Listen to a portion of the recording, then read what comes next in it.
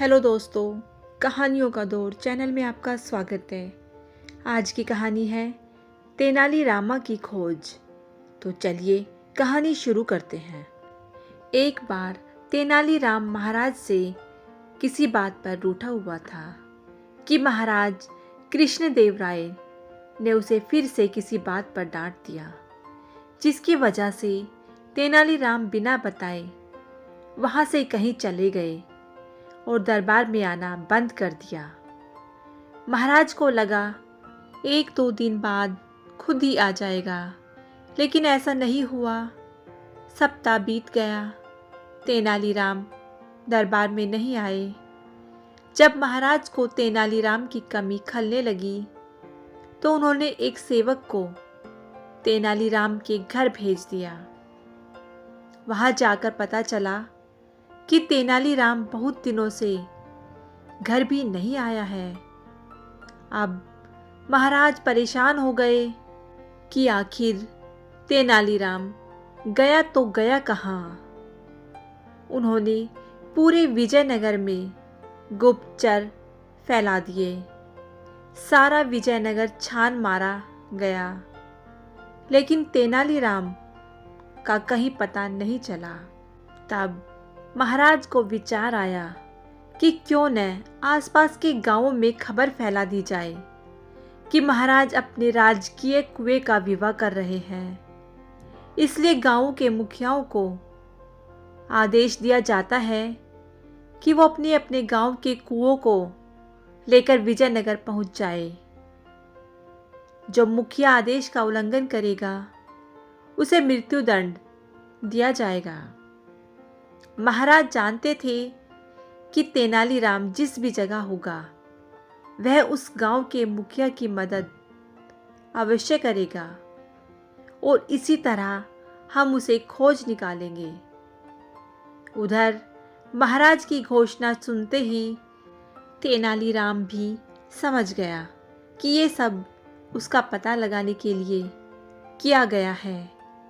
सभी गांवों के मुखिया ये घोषणा सुनकर हैरान थे। वे सब सोच रहे थे कि आखिर महाराज को हो क्या गया है। भला कुएं भी कहीं उठकर जाते हैं। तेनालीराम जिस गांव में रहता था उस गांव का मुखिया भी काफी परेशान था कि तभी तेनालीराम उसके घर पहुंच गया और बोला, मैं आपका शुक्रगुजार हूँ जो आपने मुझे अपने गांव में रुकने की जगह दी।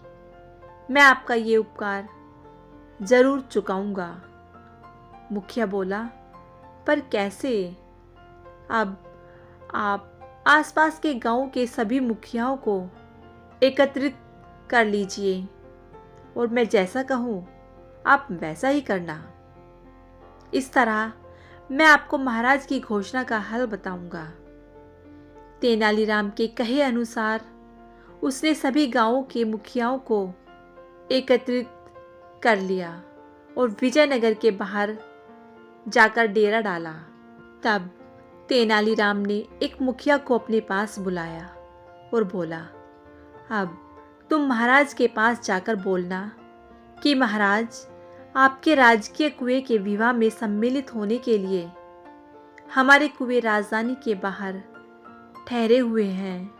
कृपा करके आप अपने कुएं को उनकी अगवानी के लिए भेज दीजिए।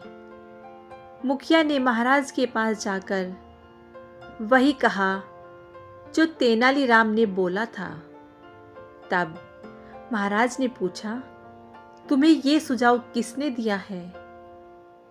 मुखिया ने साफ साफ बता दिया कि कुछ दिनों से हमारे गांव में एक आदमी आकर रह रहा है। उसने मुझे ये सब बोलने के लिए बोला था। मुखिया की बात सुनते ही महाराज समझ गए कि हो न हो वो तेनालीराम ही होगा। महाराज बोले, वह अभी कहाँ है? महाराज, वह अभी राजधानी के बाहर खड़ा है। मुखिया ने कहा। महाराज ने अपने सेवकों को तुरंत रथ तैयार कर राजधानी के बाहर जाने का आदेश दिया। कुछ ही देर में वो तेनालीराम को लेने के लिए राजधानी के बाहर पहुंच गए। तेनालीराम को देखते ही महाराज बहुत खुश हुए और उसे बड़े धूमधाम से दरबार में लाया गया। सभी मुखियाओं को भी पुरस्कार देकर विदा किया गया। तो दोस्तों, ये थी तेनालीराम की एक छोटी सी कहानी। आपको कैसी लगी मुझे कमेंट करके ज़रूर बताइएगा। यदि आपको कहानी अच्छी लगी हो तो कहानी को लाइक कीजिएगा, शेयर कीजिएगा और मेरे चैनल को सब्सक्राइब करना बिल्कुल ना भूलिएगा। कहानी सुनने के लिए बहुत बहुत धन्यवाद।